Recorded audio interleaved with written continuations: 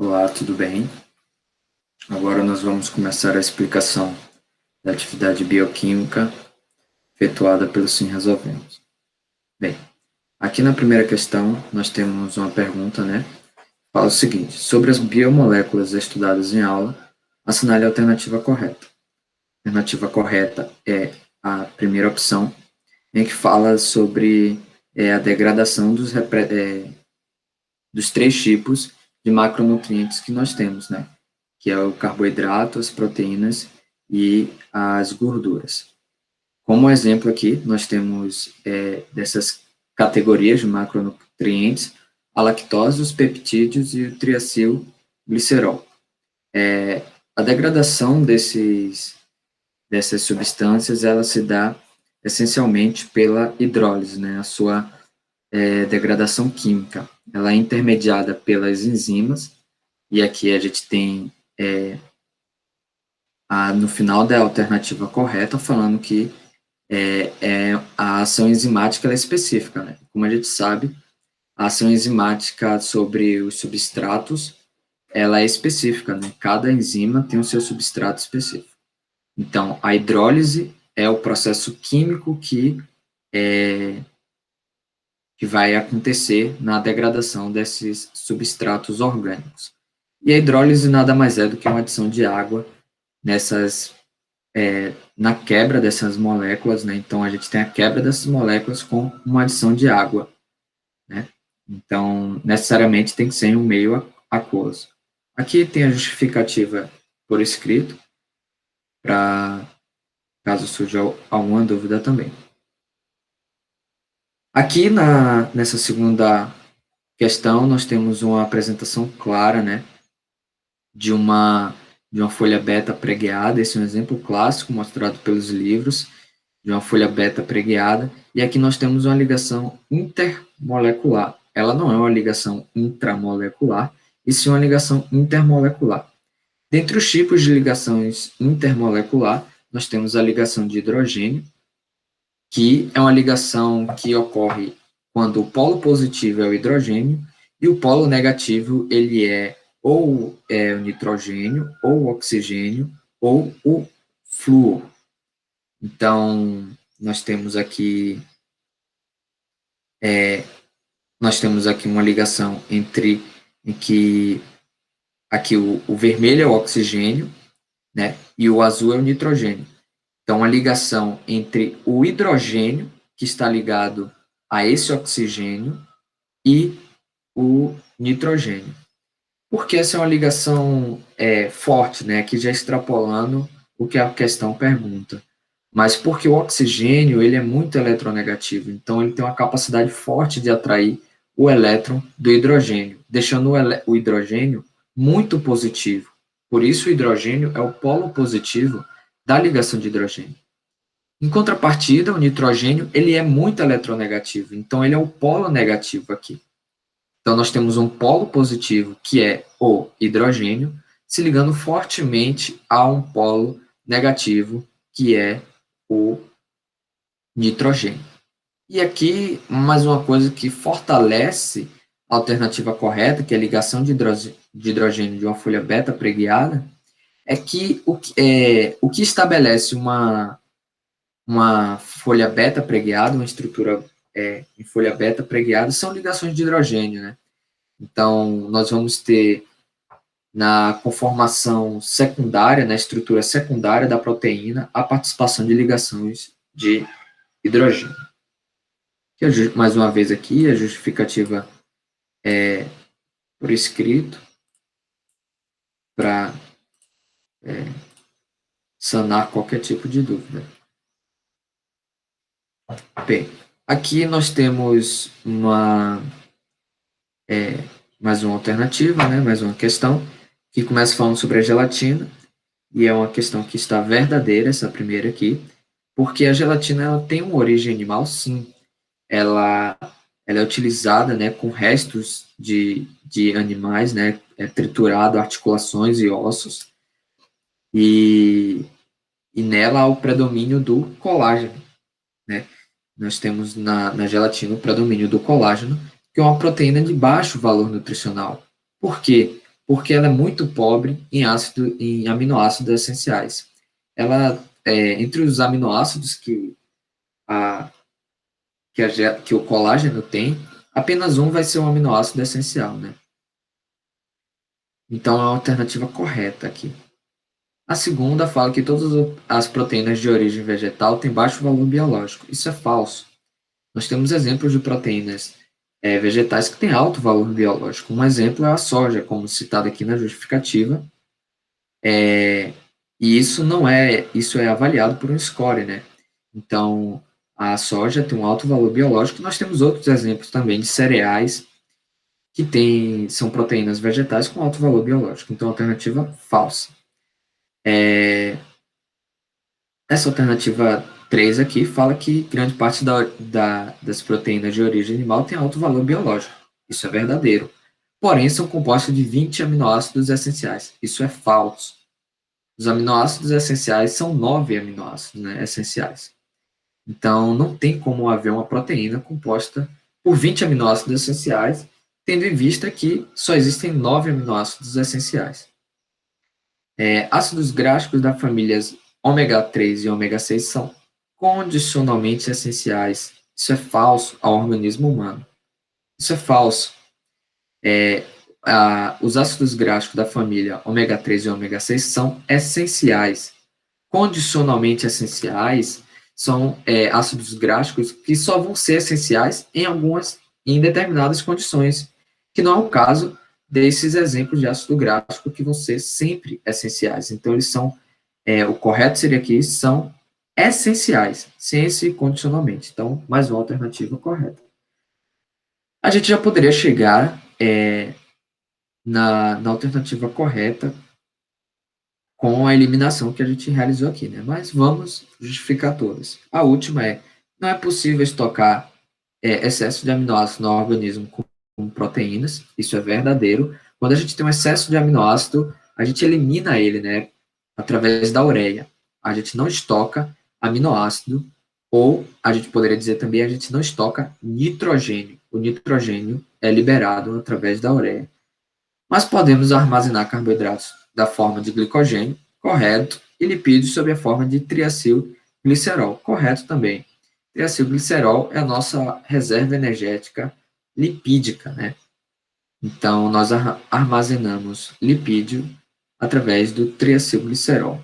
E o glicogênio no músculo e no fígado também é a forma que nós armazenamos carboidratos. Aqui também, extrapolando um pouco da questão, o carboidrato ele pode ser armazenado também na forma de triacilglicerol, né? Só que aí ele vai precisar passar por um processo de transformação que acontece lá no fígado, né? Em que os carboidratos vão poder formar, através de vários processos, o triacilglicerol e ser armazenado, né? Esse aqui que busca avaliar, essa questão que busca avaliar o aumento da temperatura em solução de proteínas, ela coloca aqui algumas alternativas em que não fazem muito sentido, né? Como a aproximação eventual de extremidade N-terminal e C-terminal. A extremidade N-terminal e C-terminal é de uma ponta a outra da proteína. Então, a aproximação dessas extremidades não fazem nenhum sentido, não significaria nada também, por ser, se ocorresse, ia ser uma interação muito fraca. Então, aqui são alternativas que realmente não fazem sentido, né? A alteração da protonação também aqui, das cadeias laterais, o que altera a protonação vai ser a alteração do pH, que a gente vai ver lá na última questão, né? A fervura de proteínas em pH ácido é incapaz de romper ligações peptídicas. Isso é falso também. Para ter um rompimento das ligações peptídicas no nosso organismo, é necessário a atuação das enzimas, né? Porém, em laboratório, a gente pode separar também as proteínas através de fervura em pH ácido ou muito básico também, né? Então, em pHs extremos é possível realizar esse rompimento das ligações peptídicas. Então, aqui, a alternativa incorreta, né? Porque a fervura de proteínas em pH ácido é sim capaz de romper as ligações peptídicas. Aqui também, mais uma vez, a justificativa, em que a alternativa correta, né, eu já não ia citar, mas a alternativa correta é o aumento da distância média entre as cadeias laterais, é o que promove a redução da atração eletrostática, comprometendo os níveis terciários e quaternários da organização estruturais. Então, uma vez que a gente lembra que a estrutura terciária ela é mantida pela atração das cadeias laterais dos aminoácidos, né? Então, se a gente tem um distanciamento pelo aumento da temperatura, a gente vai ter um comprometimento do nível terciário. Uma vez comprometido o nível terciário, o quaternário também, tendo em vista que a organização no nível quaternário é dependente da organização no nível terciário. Bem, aqui demanda o conhecimento da estrutura da hemoglobina, né? A hemoglobina, a gente sabe que ela é composta por 4 subunidades, né? E em que essas 4 subunidades, cada uma representa uma proteína, e com a junção dessas 4 proteínas forma a estrutura da hemoglobina, em que forma a estrutura da hemoglobina em cada pedaço dessa hemoglobina, cada globina aqui tem um grupo prostético contendo ferro, né? Então, o que garante ser uma estrutura quaternária é justamente a junção de diferentes proteínas, né, de diferentes cadeias polipeptídicas, e, e a presença do grupo prostético aqui vai garantir também, é um sinal, é uma característica da hemoglobina, o que nos deixa aqui com a alternativa correta, em que ela só descreve a estrutura da proteína, né? Contém presença de nível de organização quaternário, isso é verdadeiro, por quê? Porque tem mais de uma cadeia polipeptídica aqui envolvida, né? No caso nós temos 4, e grupos prostéticos, verdadeiro também, o grupo prostético contendo o ferro. A justificativa aqui não deu, coloquei na próxima página, aqui está a justificativa, explicando direitinho. Aqui mais uma questão perguntando sobre estrutura da proteína, né? Que aqui basta evidenciar também que, aqui eu já vou para a justificativa, que eu sinalizei melhor, em que aqui nós temos uma estrutura, né, secundária conhecida como alfa-hélice, aqui nós temos a estrutura secundária conhecida como a folha beta preguiada, né? Então, que justifica que essa proteína apresenta em sua estrutura trechos em alfa-hélice, verdade, aqui a gente pode ver o trecho em alfa-hélice, e trechos em folha beta preguiada aqui, indicando por essa seta, essas setas aqui, é uma forma esquemática de mostrar a folha beta preguiada. E trechos sem estrutura definida, aqui trechos, você pode ver essa pontinha aqui, parecendo um fio de cabelo meio amarrado, parecendo um cordão, né? Aqui também, entre a alfa-hélice e a folha beta preguiada, nós temos também regiões sem estrutura secundária definida. Então, deixa aqui com a alternativa D como alternativa correta. Mais uma vez, a explicação se encontra aqui embaixo. Aqui também perguntando sobre proteínas de membrana, em que nós temos aqui exemplos de proteínas de membrana, né?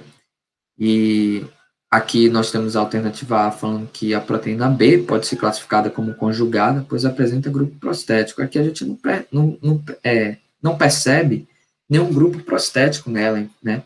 Então, o que desqualifica essa alternativa, né? Vale ressaltar que o comando manda a gente observar atentamente a figura, né? Então, desqualifica essa alternativa. Proteína periférica tem função de transporte através da membrana. Isso é falso, né? As proteínas periféricas elas não fazem transporte através da membrana.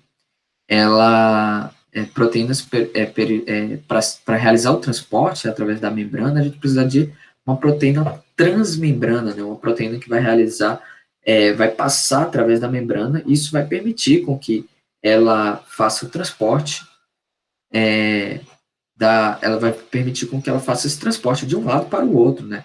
Então, ela precisa estar nos dois lados, ela precisa atravessar a membrana para realizar esse transporte. Aqui a alternativa correta, né? A proteína C, como papel biológico de sinalização celular, podendo ser um receptor de membrana. Então, aqui a gente já percebe alguns indícios que faz com que a proteína C seja um receptor de membrana, com a presença de carboidratos que vão tornar essa proteína mais específica, né? Vão tornar essa proteína aqui mais específica a um determinado substrato ou uma substância, né? E essa configuração também é muito clássica de um tipo de proteína transmembrana que a gente conhece como proteína associada à proteína G, né? Proteína que vai atuar ali na sinalização celular, é uma proteína que passa várias vezes através da membrana, então esse é um modelo clássico de evidenciar uma proteína que realiza uma sinalização celular, e aqui na parte externa é um receptor. Então, ela recebe uma substância aqui e sinaliza aqui dentro. Aqui as outras erradas, né, para garantir as propriedades das cadeias de ácidos graxos que compõem as estruturas do glicerofosfolipídio devem ser 10% saturados, 90% insaturados, enquanto a gente sabe que os fosfolipídios, eles possuem duas cadeias de ácido graxo, sendo uma insaturada e a outra saturada. Então, essa proporção aqui não está correta. Aqui fala que o colesterol faz parte da membrana plasmática, isso é verdadeiro, apresentando sobre a forma esterificada, isso é falso. Ele apresenta na sua forma não esterificada, né? Então, aqui mais uma vez explicação, e agora, graças a Deus, chegamos à nossa última questão, com êxito aqui, uma questão mais trabalhosa, essa aqui, uma questão que exige de mais conhecimento teórico, que ela vai perguntar sobre alterações de pH em soluções de proteína, né? Então, aqui eu vou passar por uma por uma, porque é uma questão realmente que demanda mais conteúdo. O pKa da cadeia lateral influencia na desestabilização da estrutura secundária. Beleza. Para a gente entender essa alternativa, primeiro a gente precisa entender o que mantém uma estrutura secundária. A estrutura secundária ela é mantida por ligações de hidrogênio entre o grupo carboxo e o grupo amino, né? O aminoácido ele tem um grupo carboxo, um grupo amino, o hidrogênio e a sua cadeia lateral. Ele tem um carbono no meio ligando a essas quatro estruturas, né? Então, aqui a gente poderia pensar inicialmente que está errado. Fala, não, o que influencia na desestabilização da estrutura secundária é o pKa do grupo carboxo e o grupo amino. Porém, a cadeia lateral também vai influenciar no pKa do grupo carboxo e do grupo amino, né? E aí, então, o que torna verdadeiro, né? O pKa da cadeia lateral influencia na desestabilização da estrutura secundária. Sim, porque a cadeia lateral vai influenciar no pKa do grupo carboxo e o grupo amino, que, consequentemente, vai influenciar na estrutura secundária. A outra aqui, o pKa do grupo carboxo e amino de cada aminoácido influencia na desestabilização da estrutura terciária. Isso é falso. Por que isso é falso? Porque a estrutura terciária é mantida pela cadeia lateral, né? E a cadeia lateral é que o pKa da cadeia lateral é que vai influenciar na desestabilização da estrutura terciária. Ah, mas o pKa do carboxo e do grupo amino também não influencia na cadeia lateral? Não. O pKa do grupo carboxo e o grupo amino são estruturas fixas no aminoácido. E eles vão sofrer influência da cadeia lateral e não o inverso. Então, essa aqui é uma alternativa errada.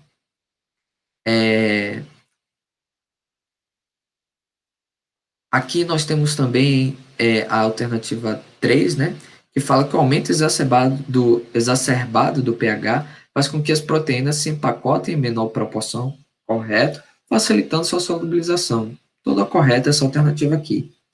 Então, quando a gente tem um aumento ou uma redução exacerbada do pH, o que é que vai acontecer com nossa cadeia polipeptídica?